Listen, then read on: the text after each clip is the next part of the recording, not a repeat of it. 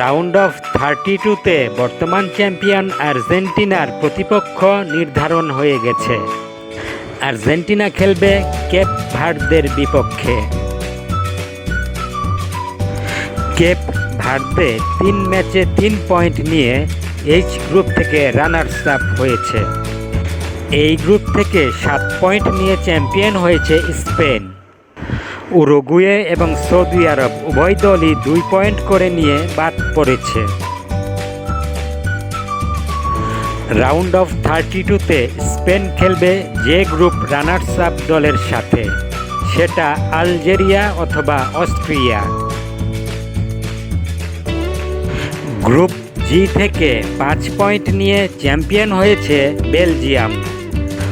সমান 5 পয়েন্ট নিয়ে গোল ব্যবধানে রানার্স আপ হয়েছে মিশর। 3 ম্যাচে 3 পয়েন্ট পাওয়া ইরানেরও সুযোগ আছে নকআউটে খেলার, সেটা নির্ভর করছে বাকি দলগুলোর উপর।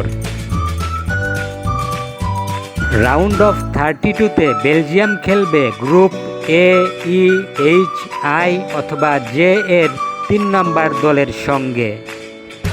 পক্ষান্তরে মিশর খেলবে অস্ট্রেলিয়ার সঙ্গে।